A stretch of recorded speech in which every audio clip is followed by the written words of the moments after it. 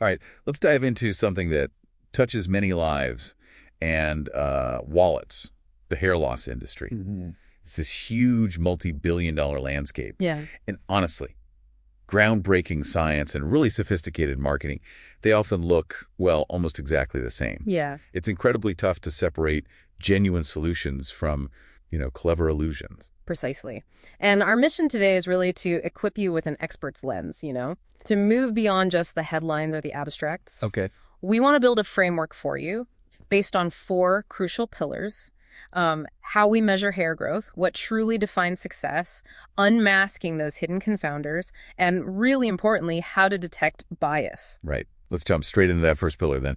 Deconstructing the measurement toolkit. So when studies claim hair growth, what are they actually looking at? I know the phototrichogram is a big one. Yeah, the phototrichogram, it's basically a super detailed photo analysis of your scalp, tracking individual hairs. It gives objective data, things like density, growth cycles. Okay. Seems solid. It does, but it has limitations. Big ones, actually.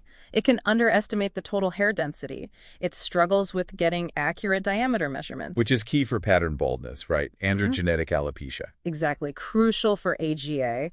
And it can even completely miss light-colored or gray hairs. So, it's not perfect. Okay, so measuring is tricky. But what about this? What if the stuff the treatment is in, the vehicle itself, could make it look like it's working? This visible hair problem with topicals sounds, well, wild. It really is. It's what we call technological confounding. Imagine the method, or even just a basic ingredient in the product, creates a misleading result. How does that happen? Well, there was this groundbreaking meta-analysis that's where they pooled data from lots of studies, and it found that even common ingredients in placebo lotions. The dummy lotions. Right, like propylene glycol, it's just a solvent. Yeah. It can artificially increase the hair counts you see in photos. No way. It seems to coat those really fine, almost invisible vellus hairs. Makes them look darker or maybe thicker in the analysis. So you get this illusion of new growth, but there's no actual biological change happening. That's incredible. So a basic ingredient in the placebo can fake thicker hair. Was this like a one-off finding or? It was surprisingly common in older studies. Those meta-analyses were key to flagging it. Research now is generally more aware, but it really shows you need to be careful. Definitely. Okay, given these measurement quirks, it makes you ask, what actually counts as real success here? How do we define an outcome that's truly meaningful for you? Yeah, that's critical. You absolutely have to distinguish between vellus hairs, those tiny, fine, almost invisible ones, and terminal hairs, the thick, visible ones that actually contribute to your look. So more fuzz isn't really success. Exactly. A study boasting about total hair count increase, if it's just vellus hairs, is misleading. It's like, wanting a thick lawn and getting excited about tiny weeds. What you care about is stimulating terminal hair growth. Makes sense. And we also need to look past just statistical significance.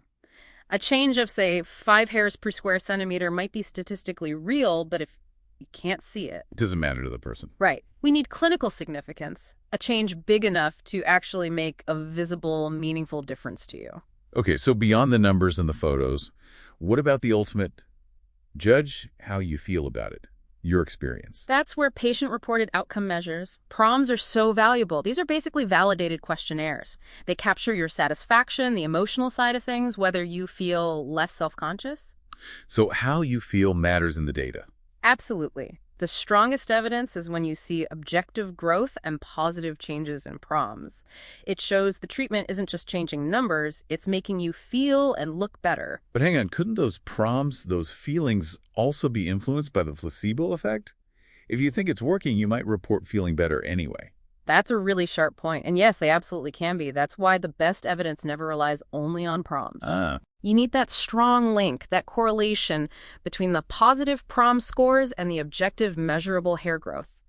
It validates the feeling with, well, biological reality. Make sure it's real. Got it.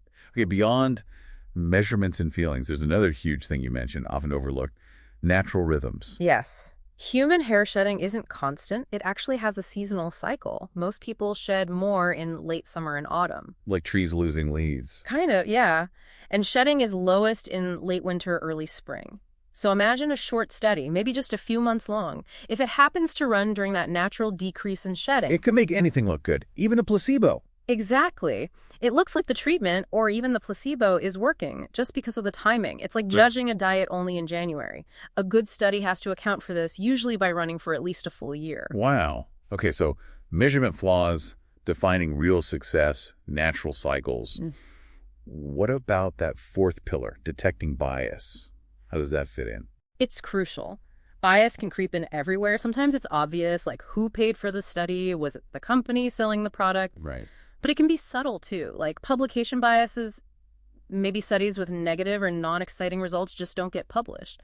So all you see are the successes. Creating a skewed picture. Totally. You need to look for transparency, for full disclosure of funding and methods, and ideally, independent review to really trust the findings. Man, this deep dive really shows how many layers there are to properly evaluating hair loss research.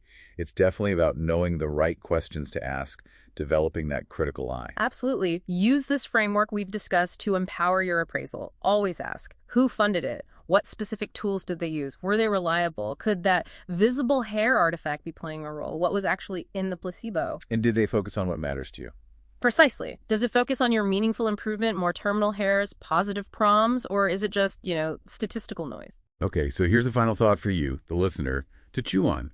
Considering all these potential confounders and biases, the vehicle effect, seasonal cycles, maybe just boosting invisible vellus hairs, publication bias, how many hair loss success stories out there are actually just really clever marketing? How many leverage these factors rather than true biological effect?